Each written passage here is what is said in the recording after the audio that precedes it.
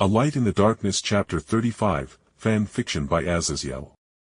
Lucia Juniah, Imperator Revered Evangelist of the Alabaster Dawn, a branch of the Ecclesiarchy's Ebon Chalice, was having a mentally exhausting couple of months. After decades in serving the Imperium, she hadn't been so exhausted besides the one time a Tyrranid hive ship was swallowed into the warp, and its corrupted remains were teleported out onto a forge world to wreak havoc.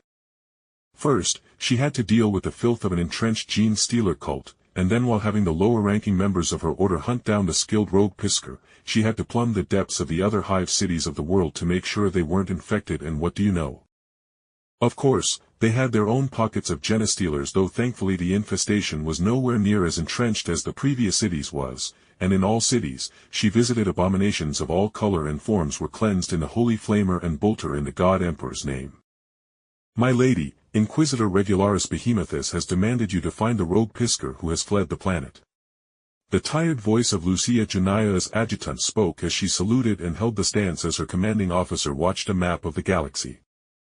It turns out Ellesmere was very much right, and I was wrong in my assumption that a tracker that can be carried around could be tracked around the galaxy, as Lucia had in fact managed to mold a special tracking beacon atop the outer casing of the bottom of the ship as it began to take off, and I never even noticed it. But now that very sister of battle was looking at the galactic map showing where I had landed our ship.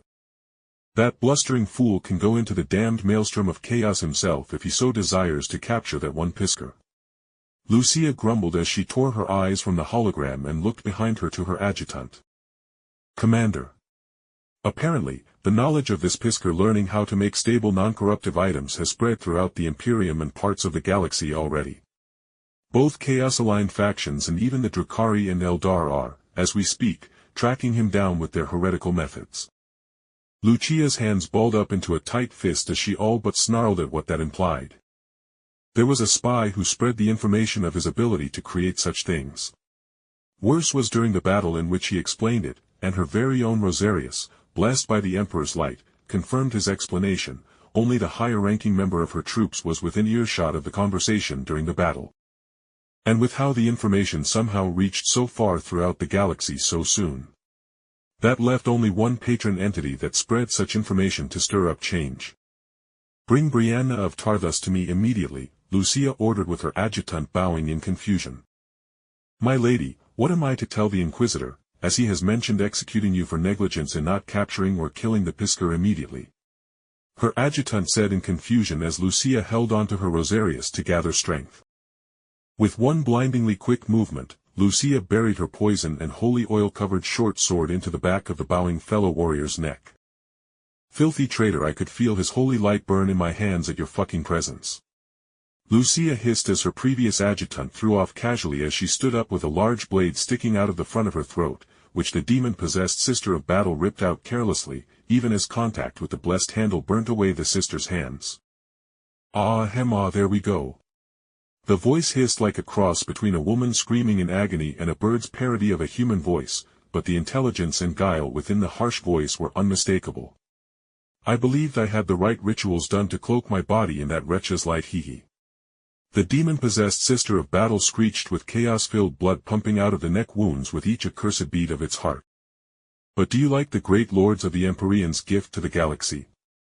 The greatest treasure hunt in history. That child has knowledge even mastered sense changer of ways cannot see his path. The demons roared with primal excitement as his very nature as a demon of the great deceiver would desire such knowledge above all of us. Lucia, who had gotten back up, just pulled out her bolter pistol and began laying down a hail of exploding gunfire regardless of the damage it did to the navigation bay of her ship. But it was all for naught, as the demon who had possessed her adjutant for Emperor knows how long no lesser spawn of the warp was. He was a herald of sentient reality bent to its whim, while the eyes of the sister of battle literally boiled and exploded from the excessive energy coming from the demon. It still spoke honey-tinted poison. Not only the Lord of Sorcery but the other three have learned of him as well. Korn is already sending some toys to test his strength and appreciates his potential martial strength. Slaanesh both hates and loves him for his conquering and stealing his slave Eldar from their gaze and grasp. The foul one wishes to see if he can resist his blessings as Isha and even the Grey Knights can.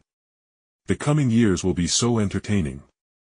The demon roared as a purple corona of energy seeped off of her.